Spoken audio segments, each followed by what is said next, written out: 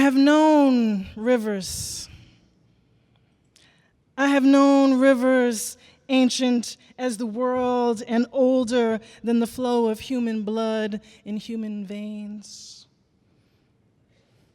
My soul has grown deep like the rivers.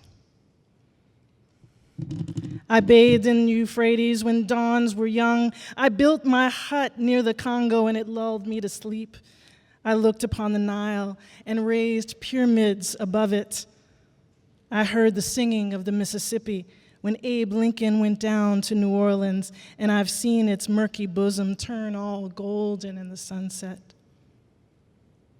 I've known rivers, ancient, dusky rivers. My soul has grown deep like the rivers. That's Langston Hughes's great poem, The Negro Speaks of Rivers. Good morning, everyone. I'm Arlita Little, Arts Program at the McKnight Foundation. I am the daughter of Cindy Weaver of the coal country and old steel town weavers who lived throughout Ohio and Pennsylvania, descendants of the Pennsylvania Dutch, the Amish, the Swiss German Anabaptists who began migrating to the New World in the 18th century to escape religious persecution and poverty. Cindy Weaver married Glenn Little, my father, in 1970, only 3 years after Loving versus the state of Virginia, the landmark Supreme Court decision that invalidated laws prohibiting interracial marriage. My father was the son of Moselle Franklin of Farmville, Virginia, in Prince Edward County, and Alonzo Little in Adore, North Carolina. Both were descendants of slaves. Both took part in the Great Migration from their rural childhood homes to forge their adult lives along the Potomac River in the big city of Washington, D.C. It was just like Isabella Wilkerson wrote in The Warmth of Other Suns. I was born and grew up in D.C., but made my way here to Minnesota after college at Penn State, after a couple of years in the Peace Corps. I've lived in the Twin Cities for more than 20 years. It's the longest that I've ever lived anywhere. And now I call this Dakota, Anishinaabe, Ojibwe land my home too. Welcome to the confluence of the Minnesota and the Mississippi rivers, a watershed that is fed a little farther south by the Missouri River that flows down through North Dakota, where today our brothers and sisters from Native nations, along with many artists, activists, and organizers from Minnesota and from around the country, are standing rock solid against the construction of the Dakota Access Pipeline.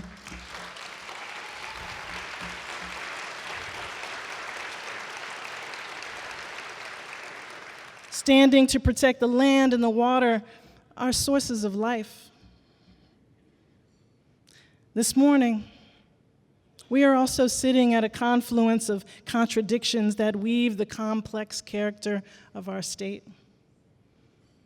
Minnesota is known for its progressive politics, managed health care, and the Mayo Clinic, 17 Fortune 500 companies. It's the home of Bob Dylan, Laura Ingalls Wilder, Judy Garland, Hubert Humphrey, Walter Mondale, Winona LaDuke, and Prince. It's also the home of Terrence Franklin, Jamar Clark, Philando Castile. The home of among the nation's worst disparities in education, income, wealth, and health, where people of color represent 16% of the state's population, but where people of color represent 38% of the Minnesotans living in poverty and 37% of the prison population. This is important context for our work as grantmakers. It's important context for understanding arts and culture within our state, because I believe with August Wilson that our willingness to wrestle with our demons will cause our angels to sing. This morning I have the honor of introducing 3 illuminated voices: Sarah Bellamy, Mohamed Farah, and John Davis. 3 visionary artists and cultural leaders who dare to imagine a better future for their cultural and geographic communities, and who are unlocking the power of arts and artists to make that future a reality. Deepening mutual understanding, illuminating our shared humanity, fighting for liberty and social justice, preserving culture as a vital resource for our young people, and generating new economies. Sarah Bellamy has elected to pay forward her rich inheritance, taking over at the helm of Penumbra Theatre, which through the course of 40 years of enacting and celebrating the African American theatrical tradition has become one of our communities, and indeed one of our country's true cultural gems. Rising out of the Black arts movement, Penumbra's work has always been about social justice. It's always been about underscoring our common humanity. It's always been about celebrating a rich cultural heritage. Sarah Bellamy is an artist, a leader, an educator, committing to leveraging the platform of the stage to develop the critical capacities of both artists and audiences. It's no small thing to choose to commit yourself to continuing a legacy. And it's no small thing to give birth to something new. Mohamed Farah is a co-founder and executive director of Joog, a Somali youth development and intervention agency that uses art, education, and political action to improve and inspire positive life choices for its youth participants, many of whom come from families that were once forced to move here from their native homes where there was political unrest and civil war. Joog's arts programming taps a rich Somali oral tradition to teach storytelling, poetry, spoken word, and musical theater. Mohamed Farah is working to address voids in education, employment, and mentoring, the underlying issues that make radicalization and terrorist organizations like ISIS attractive. John Davis knows what it's like to start an organization with a bold vision, to manifest it, to grow it, and then when the time was right, to move along, applying the same big-heartedness, grit, and perseverance to starting another one. His particular alchemy of creative and civic engagement comes from knowing how to root deeply in rural places, to get to know the people, to understand the politics, to navigate and appreciate the social and geographic needs and idiosyncrasies, and to identify and build on the small town strengths that spark transformation and generate new economic modalities. These are lion-hearted leaders. Let us listen and learn from them.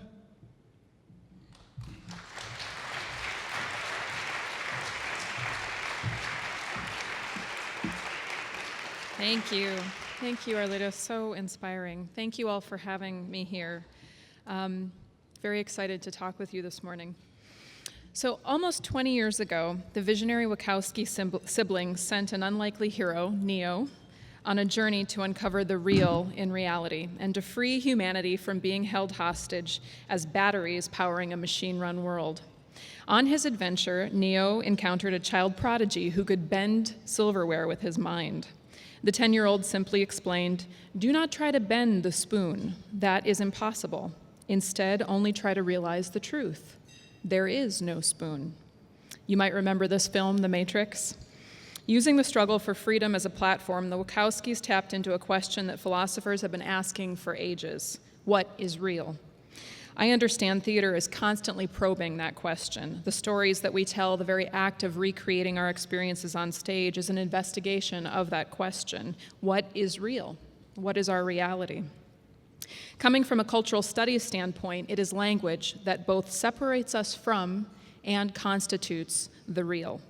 We agree to understand our material world, our experiences as embodied beings, through language.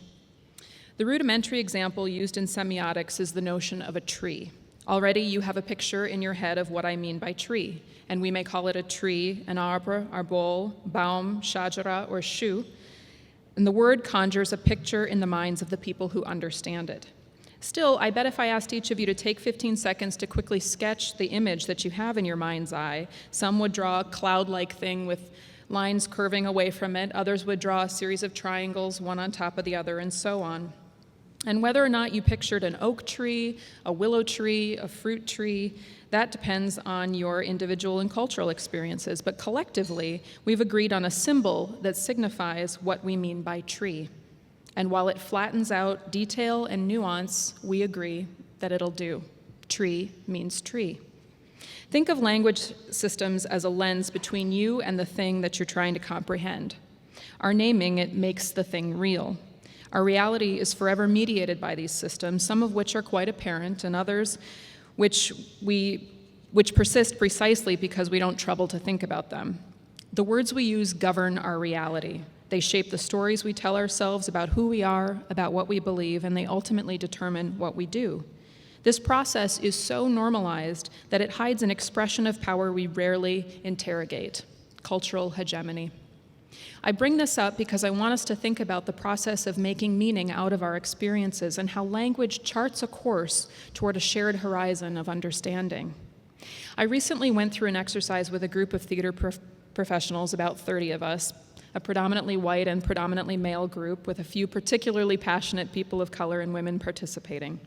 The exercise was to define the terms diversity, inclusion, and equity, and upon doing so, commit to a manifesto that would undergird our efforts to make our institutions more reflective of the communities inside which they're located. Now, if any of you have tried to define anything with a small group of people, you'll realize it's a bit like herding cats. Imagine doing that with 30 people, and theater people, no less. It was colorful, but it was also very revealing. Diversity made sense. For this group of people, the term was easy and joyfully defined. Inclusion made sense, though it challenged the group a bit. Inclusion means welcoming people as they wish to be included, a stretch. We had to acknowledge difference. It can be awkward. We had to identify the ways in which we have been exclusionary, not as fun. Moving cautiously forward, now equity. Here's where things got tricky. Equity requires an acknowledgement of power, interlocking systems of power to be exact, and the deliberate exclusion of certain groups from accessing power and expressing agency. This is tough for people to do. Even more difficult is the notion that we shouldn't just change what's wrong, we should atone for that wrong. The timing thing just screwed me up, sorry. There were people at the table whose reactions really surprised me, and not because I didn't realize that equity wasn't a controversial subject, but because people who rally for gender parity were, talking about equity as racial equity as anarchy. I'm not kidding, that was actually a response. And here's what I fear, that sentiment is far too common, but it just goes unsaid. Without an explicit focus on equity, an honest and informed recognition of historic injustice, and sustained commitment to restitution for discrimination, diversity and inclusion efforts alone can be more than just misguided. They can actually maintain the status quo in which inequities persist. Rather than break, power will bend. That is cultural hegemony. So what do we mean by equity? What does it look like in practice? How does the word actually constitute the thing? And are we being too casual and too complacent in our collective agreement of that definition? Who's at the table defining it? Who has set the table for this work? And who's dining at it? For example, many foundations today are encouraging predominantly white institutions to diversify their programming, which is good. If they're successful, however, they have arts organizations of color in part to thank. The talent pool here in St. Paul that Penumbra alone has contributed to the Twin Cities is substantial. Our average actor's salary per week, let's say he does 2 shows with us a year, many work more, amounts to $96,000 investment in one person over the last 10 years. Based on our average cast size and season, 4 actors represents a $768,000 investment in salaries alone. That doesn't include the rest of the production team, the director, the overhead for the company, etc. 40 years Penumbra has nurtured the Black arts community here. That's a huge investment and one that has often been a struggle to make. In cities across the country, this is true. Theaters of color have long subsidized the diversity efforts of predominantly white institutions, and it goes unacknowledged and undercompensated. While predominantly white institutions are able to grow programming and increase capacity because of diversity initiatives, theaters of color still struggle to survive. Penumbra Theatre, the largest black theater company in the country with a budget just over $2 million, has had a 1% margin of growth over the last 10 years. That is not for lack of talent, hard work, or intelligence. There's something else going on. Some say an equity framework is based on a scarcity model. Let me be clear, the scarcity model is a myth. It is a silencing tactic used to disrupt intervention and maintain the status quo. Silence makes the arts a fertile landscape for inequity and racism to thrive, while we're busy singing Kumbaya. This is not an easy time to convince those who are reluctant to embrace equity. Campaign rhetoric is carving a new reality for the United States, one in which women, people of color, immigrants, Muslims, and people with disabilities are increasingly unsafe. We must be more energetic and focused about this work than we have been in years. We must choose our words, which inform our beliefs and in turn influence our actions very, very deliberately. And we have to model equity, not just talk about it. A lot to digest at 8:30 in the morning, but I had to take this opportunity to tell you what's going on from our perspective, because we who run theaters of color may not often be in your offices. Our trustees are not on your boards. We may not have the kind of access to influence your thinking that others might. As you gather here in the Twin Cities, the birthplace of the American Indian movement, in St. Paul, one of the first cities where black folks won an anti-lynching law, and in Minnesota, home to 5 theaters of color who have been producing work by, for, and about people of color for decades, realize that you're not alone. There are brilliant thinkers inside arts organizations of color who will come to the table with you if you invite them. Together, we can embrace a new narrative. We can disrupt cultural hegemony and fashion a brave new world out of informed, actionable discourse. I believe our reality is more flexible than we think. We just go at it the wrong way sometimes. Instead of trying to bend the spoon, let's remember, there is no spoon unless we make it so. Thank you.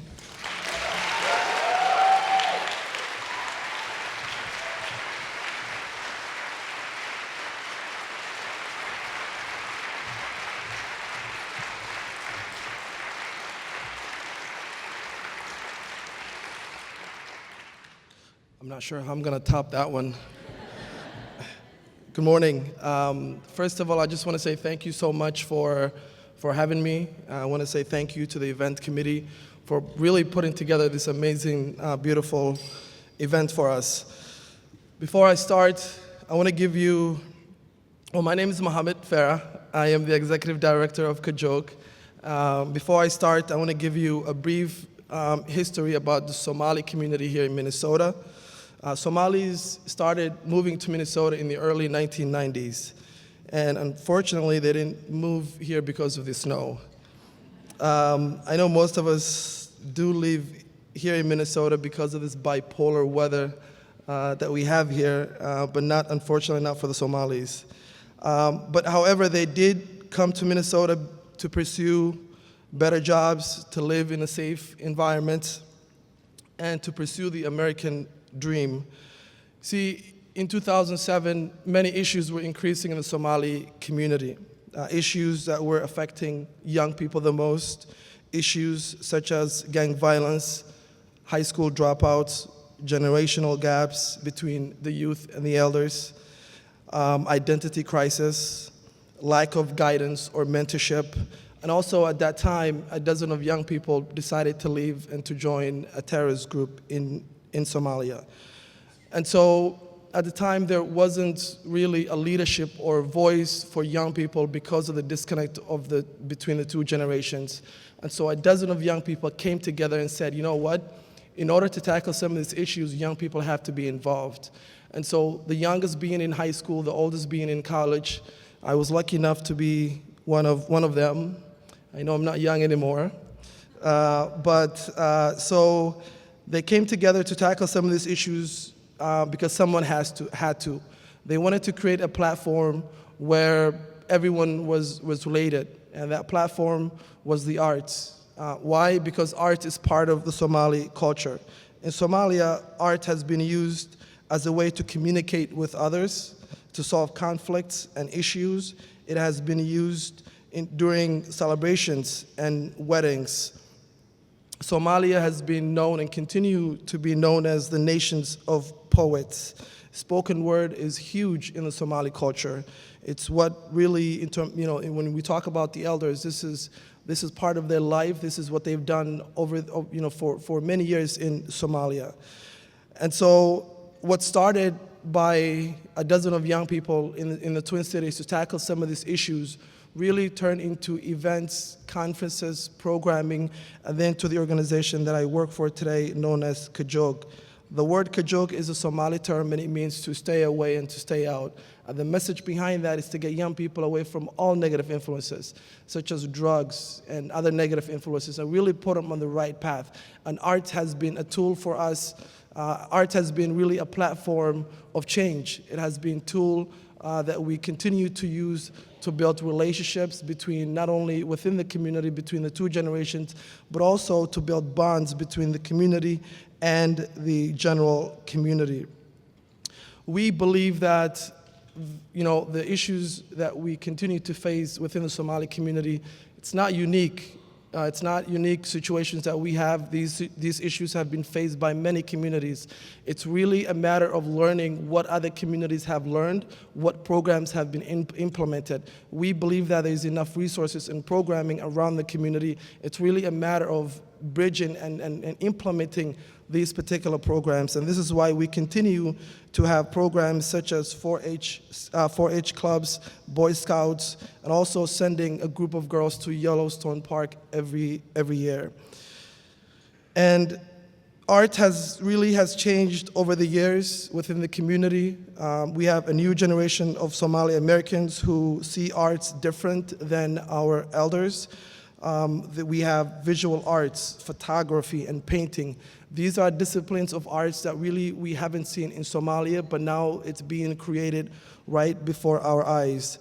The idea of Joog and how we have been using art as a tool of not only engaging young people, but also as a tool of change has been used by the international community and also other nations in terms of how can they better engage their young people and really create platforms for their young people to take ownership and the leadership in order to create a society where all young people are thriving.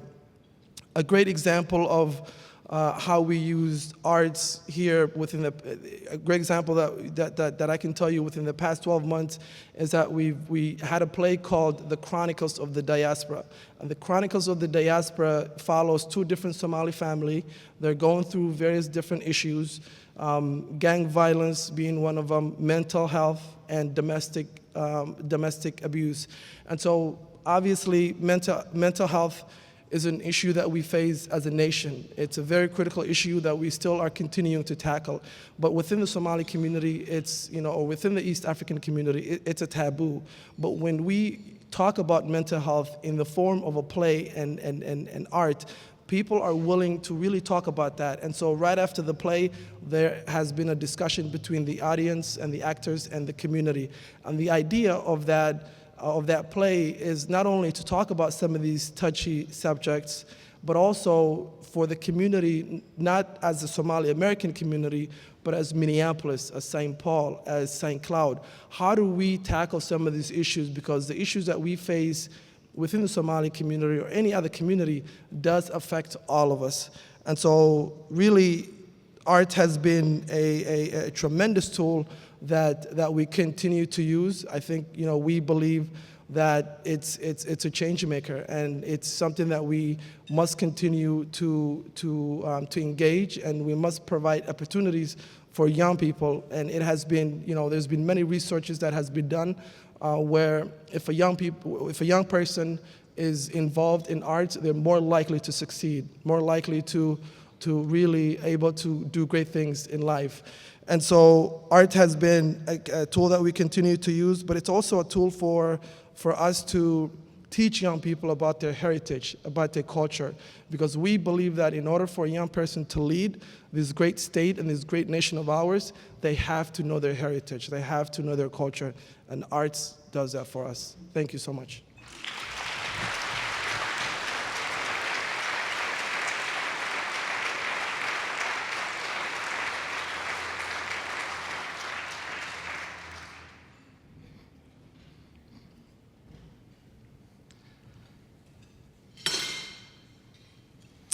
Hi, my name's John Davis. I just want to start a little bit about talking about myself, about my background. I grew up in the Midwest, went to college right here in the Twin Cities at the Minneapolis College of Art and Design, and I felt very, very fortunate because right out of college, I was able to find my dream job right out of the gate.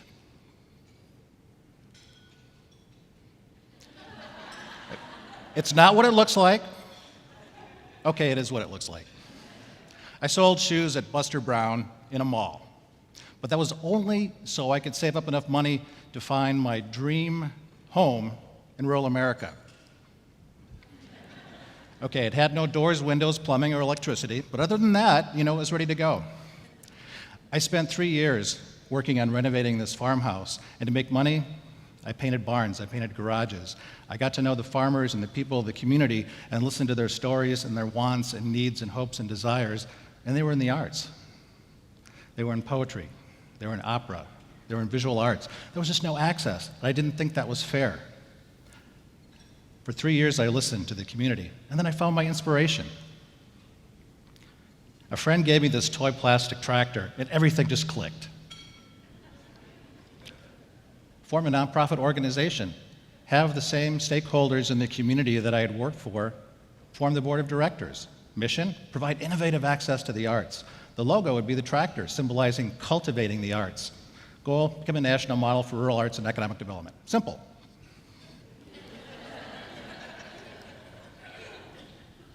So over 3 years, we renovated the farmhouse and started a residency program that would engage urban artists and give them an opportunity, emerging artists an opportunity to work in a small town so they could expand their career and provide opportunities for a town with no access to urban artists. When the oldest brick building in town became available, our organization was fortunate enough to get it donated. We worked with the city, and the city invested money in the project, but we didn't talk about it as an arts project. We used the E word, economic development, and we framed it as very risky for the city. However, the risk was in doing nothing. That was the risk. So the city decided that they wouldn't take that kind of a risk, and so they invested in the project. And it was the equivalent of Minneapolis or St. Paul giving $12 million to a project. That's how much the city invested to transform into an amazing gallery and performing arts space. And it dawned upon me, how do you create access to the arts in a town of 972? You have to rethink it. The audience is everyone. So how do you create access to fishermen? Have a fish decoy exhibit. How do you create access for farmers? Engage them in the artwork. This was a gateway fence. Over 20 different farmers donated parts that were created in partnership with a visiting artist, and we partnered with the local farm cooperative. Working with the school to create welcome banners for the community, and there the tractor logo is on the community water tower. Access to the arts, why not access to philosophy? The great American think-off made philosophy accessible to everyone. It also generated tremendous publicity for the community, creating an upward spiral of positive publicity for the community. When we started the Cultural Center project, we also worked with the city on an economic baseline a year before and subsequent years, 5 years after, for the community to track jobs and economic data. After 5 years, 17 new businesses either started or relocated to New York Mills, increasing jobs 40%. And in 1993, it was recognized as a national model for arts and economic development. Then I heard about this town called Lanesboro, and I decided to take a job at a gallery there. It was actually smaller than New York Mills, 754. It's a beautiful community surrounded by bluffs. There's a river that goes through it. I took a job at the gallery, and I found out that there was a burgeoning art scene, a theater, an art council. There was just one problem. The goal for the Art Center was to put all arts activities in one building. And I realized I just spent the past 13 years doing the exact opposite of this. So what could I do? Well, what if the whole town became the Art Center or an arts campus? So I proposed this idea to the Art Council. I said, we could merge organizations, we could start an arts campus here. So I went to my board of directors, I went to the Art Council board of directors, and the theater board of directors. I was so excited, and the result was unanimous. Okay, it didn't go exactly as planned. So what do? You move forward creatively. You listen, develop shared vision and goals, cultivate partnerships, weave the arts into the fabric of the community, find out what the community needs are, listen. It's okay to move slowly. It's okay to rise above the fray. This painting reminds me of that. Going slowly, rising above the fray. This is the first painting I bought in Lanesboro by a local artist. Discover Sculpture, Explore Lanesboro. We started working on projects. Again, an urban artist working in partnership with the city, Forecast Public Arts, and our organization, worked with the town historian, the Legion. Community members actually created medallions that were placed strategically around the community to promote walkability. This was one of the most successful exhibits I've been associated with. We worked with the local livestock auction, one of the biggest employers in the community, to do an exhibit. We had the sponsor with the Minnesota Beef Council, the Fillmore County Cattlemen's Association. We had over 300 people attend the opening. But what was perhaps most magical for me was the owner of the sales barn bought his first piece of art. It took 7 years for the arts to become integrated into the city's strategic plan and the Chamber of Commerce's strategic plan. In 2008, the Great Recession hit. Lanesboro was no different than any other community.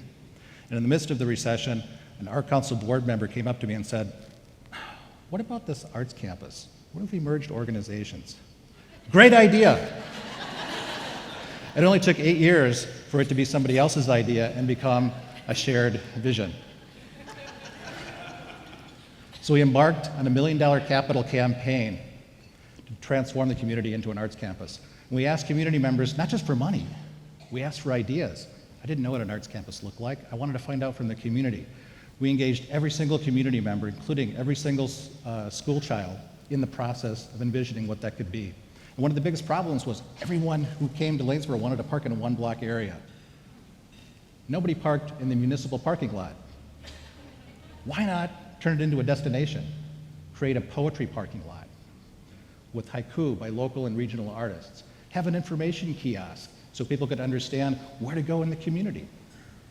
Work with the History Museum to create a Lanesboro history series that would connect the parking lot to a historic walking bridge that was renovated to the downtown businesses. That included a renovated St. Main Theater with a performing arts space and an artist residency center, and a renovated historic gallery building. 32,000 is how many audience members Lanesboro Arts served last year. Over 350 artists served. Last year, this is how many, going down? Losing it? Can I go over here? Can you hear me now? I'll just go like this with those technical difficulties. 10 new businesses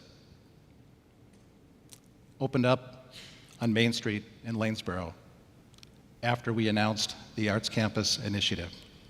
Over $2.5 million in downtown historic renovation were completed in the past 2 years alone. In 2014, the city of Lanesboro pronounced a resolution declaring the entire town an arts campus. And I realized that we had received funding to complete this project from Art Place, from the NEA, from McKnight, from MARDAG. We're a top 12 small town art place in America. Received a Bush Prize for Community Innovation. I was thinking, wow. It was right at that moment my board chair tapped me on the shoulder and said, "John, we're not finished yet, are we?" I said, "No, we're just starting. We're building a new vision for the arts. The historic dam in the community is failing. We can help. The school needs more students. We can help attract new families to the community. There are arts spaces all over the town that need to be activated. We can help." Small town, big vision. The audience is everyone. Small town, big vision. Reimagining community sustainability through the power of the arts. Thank you.